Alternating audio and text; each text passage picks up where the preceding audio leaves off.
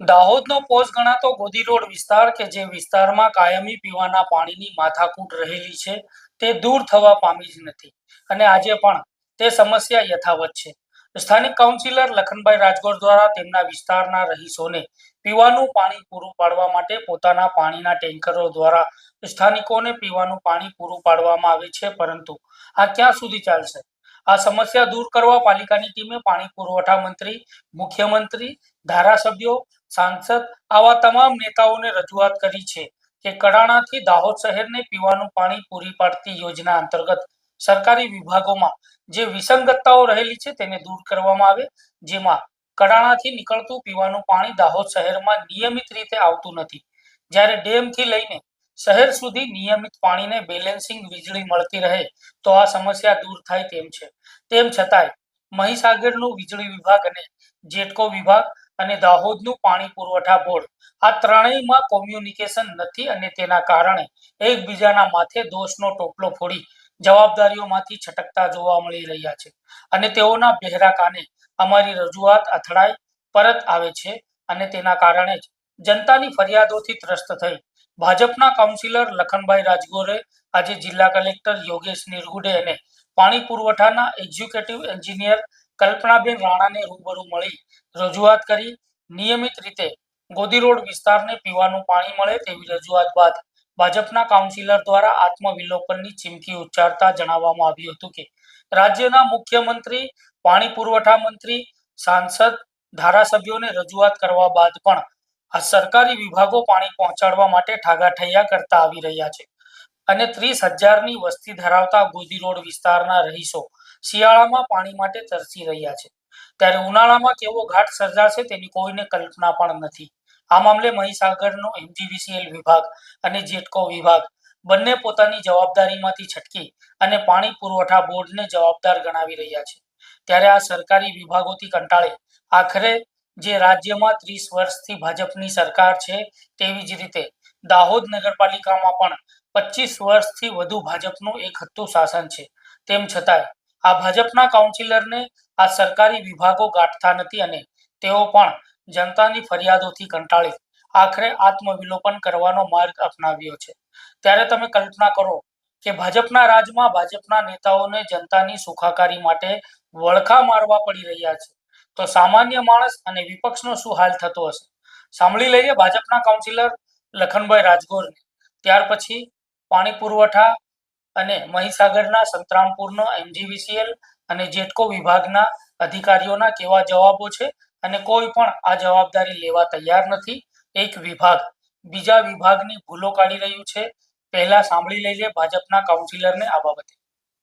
આ પાણી પુરવઠા બોર્ડ અને એમજીવીસીએલ ની ભૂલના લીધે ગોદી રોડની પ્રજાને પાણી મળતું નથી ને એ બાબતે જ મેં આજે કલેક્ટર સાહેબને આવેદન આપ્યું છે. પાણી પુરવઠા બોર્ડમાં જે કંઈ પ્રોબ્લેમો હતા એ અમારા સ્થાનિક ધારાસભ્ય તેમજ મંત્રી સાહેબ, પાણી પુરવઠા મંત્રી અને સાંસદ સાહેબ શ્રી જોડે જઈ સીએમ તેમજ પાણી પુરવઠા મંત્રી જોડેથી તમામ મશીનરી નવીનું ટેન્ડર કરાવી મશીનરી નવી લગાડવા માટેનું કામ પણ ચાલુ થઈ ગયું છે. અત્યારે પાણી સપ્લાયમાં 13 દિવસ સુધી પાણી ના આવે, પાણી પુરવઠા બોર્ડ અને એમજીવીસીએલ આ લોકો એક ગ્રુપ બનાવેલું છે જેમાં અમને લોકોને પણ સાથે લીધા છે, જેમાં પાણીની અપડેટ આપે. એમાં એક પણ અધિકારી કોઈ પણ જાતની તસદી લેતા નથી. 12 દિવસ થઈ જાય ત્યાં સુધી એમના કોઈ સુપરવિઝનો યા એજન્સીના માણસો એ કામ કરવામાં ઢીલા પડે છે. પણ જે બાબતની જવાબદારી પાણી પુરવઠા બોર્ડની છે એ પાણી પુરવઠા બોર્ડ કોઈ પણ જાતની જવાબદારી નિભાવતું નથી. અમે માત્ર દાહોદ નગરપાલિકા એ લાભાર્થી છીએ. આની તમામ જવાબદારી પાણી પુરવઠા બોર્ડની હોય છે, પણ પાણી પુરવઠા બોર્ડમાં જેટલી વાર રિક્વેસ્ટ કરીએ, ગ્રુપમાં હાથ પગ જોડીને લખીએ, 30,000ની વસ્તી છે, અહીં પાણી મળતું નથી, છતાં પણ એમના તરફથી કોઈ પણ જાતનું આશ્વાસન આપવામાં આવતું નથી. એ લોકો એમજીવીસીએલ પર નાખે છે, એમજીવીસીએલ વાળા જેટકો પર નાખે છે, જેટકો વાળા કહે છે કે અમારા તરફથી બધું જ બરાબર છે, પાણી પુરવઠા બોર્ડની ભૂલ છે. હવે આમાં કોની ભૂલ અને કોના પાપે અમારી પ્રજા જે પાણી વગર ભોગ બની રહી છે એના માટે આજે કલેક્ટર સાહેબને આવેદન આપ્યું છે. તમે મુખ્યમંત્રીને મળ્યા, મુખ્યમંત્રીને આ બાબતે રજૂઆત કરી છે? જી, મુખ્યમંત્રી સાહેબને રજૂઆત કરતા જ મુખ્યમંત્રી સાહેબે તો તૈયારીમાં નવી એજન્સીની નિમણૂક કરી આપી અને 44 કરોડના ખર્ચે એજન્સીને કામ આપી દીધેલું છે, જે તમામ પમ્પિંગ સ્ટેશનો પર નવી મોટરો અને 10 વર્ષનું મેન્ટેનન્સ એ નવી એજન્સીને કામ આપી દીધેલ છે. આજે કલેક્ટરશ્રીને આવેદનપત્ર આપ્યું છે ત્યારે કલેક્ટરશ્રીએ શું આશ્વાસન આપ્યું? કલેક્ટરશ્રીએ આશ્વાસન આપ્યું છે કે હું જોઈ લઉં છું અને તાત્કાલિક ધોરણે તમને લોકોને પાણી મળે એ બાબતે હું આગળ કાર્યવાહી કરું છું. હાલ જે આવેદનપત્ર આપ્યું છે એમાં આત્મવિલોપનની આપણે ચીમકી આપી છે, શું છે?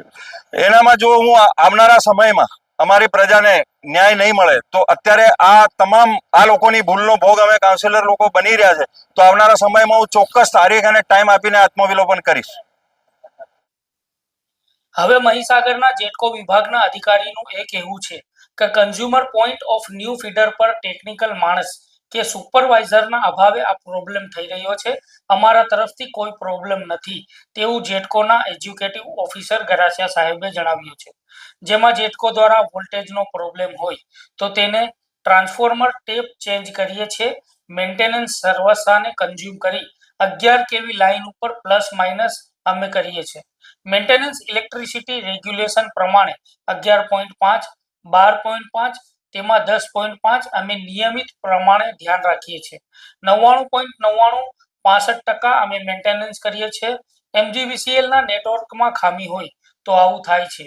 તેમજ કન્ઝ્યુમર જે પાણી પુરવઠા બોર્ડના ટ્રાન્સફોર્મર ટેપ હોય છે ત્યાં આઉટસોર્સિંગ એજન્સી દ્વારા માણસો કામ કરે છે. તેમાં ટેકનિકલ ઓપરેટર અથવા ઓછા પગારના ધારાધોરણ પર ટેકનિકલ પર્સનની જગ્યાએ ITI ભણેલા શિખાઉ લોકોને કન્ઝ્યુમર પોઈન્ટ ઓફ વ્યૂ ઉપર બેસાડે છે, જેના પગલે તેઓ ધ્યાન નથી આપતા એટલે આ પ્રોબ્લેમ થાય છે તેવું લાગી રહ્યું છે.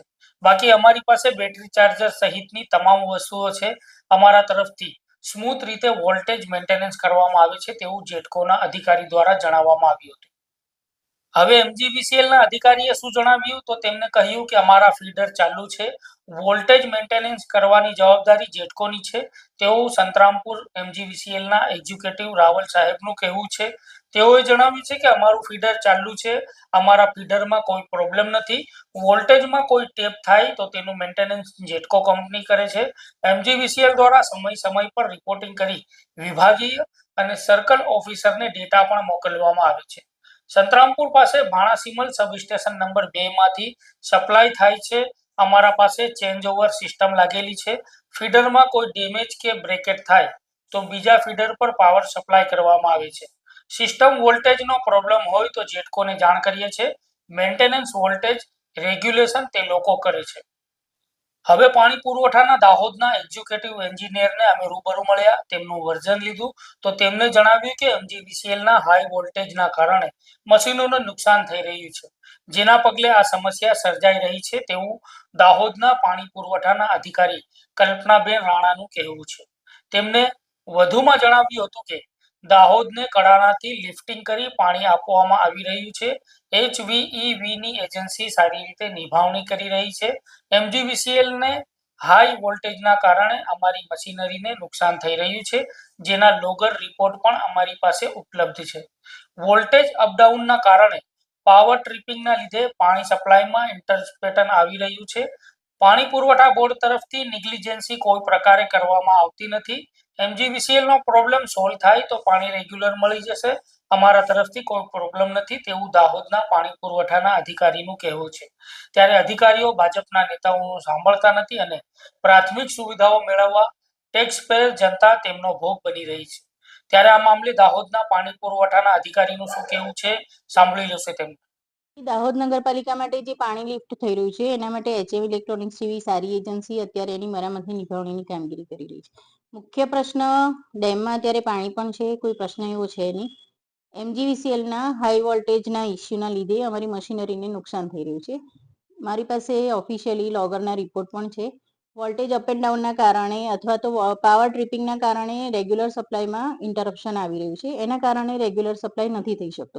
બાકી બોર્ડ તરફથી અમારી કોઈ નેગ્લિજન્સી કોઈ છે નહીં કે દાહોદ સિટીને અમે લોકો પાણી ના આપીએ. હવે મેડમ MGVCLનો પાવર જો રેગ્યુલર થઈ જશે તો અમારી મશીનરી વર્ક કરવા માટે રેડી જ છે.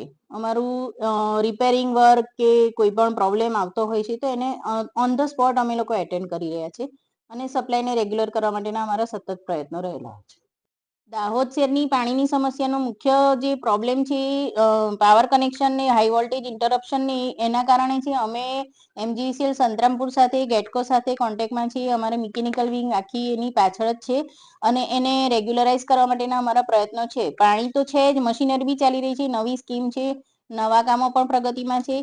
ઇન્ટરપ્શન જો રેગ્યુલર ડિસ્ટર્બન્સ જો બંધ થઈ જશે તો અમારું સપ્લાય રેગ્યુલર થઈ જશે, એમાં કોઈ વાંધો નથી. કેટલા સમય સુધીમાં સમસ્યા થશે? કારણ કે આપનું MGVCL પાસેથી એનો જવાબ મેળવવો પડે. આપણા તરફથી પાણીનો કોઈ પ્રશ્ન હોય તો હું તમને જવાબ આપી શકું. જ્યારે પાવર ઇન્ટરપ્શનનો પ્રશ્ન છે તો એનો જવાબ તમને MGVCL આપે એ વધારે સારું રહેશે. આજે ભાજપના કાઉન્સિલર પીવાના પાણીની સમસ્યાને લઈને કંટાળી ગયા છે. સમસ્યાનું નિરાકરણ નહીં આવે તો આત્મવિલોપન કરશે આવનાર દિવસોમાં, તેમ પણ તેમણે જણાવ્યું છે. ત્યારે આ મામલે કેવા પ્રકારનું સુખદ નિરાકરણ લવાય છે તે જોવું રહ્યું.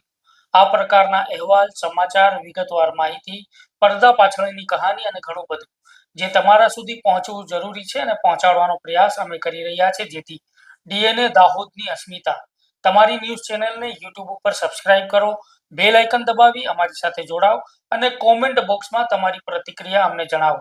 તો સમાચારોમાં હાલ આટલું જ. ફરી મળીશું નવી જાણકારીઓ સાથે. ધન્યવાદ.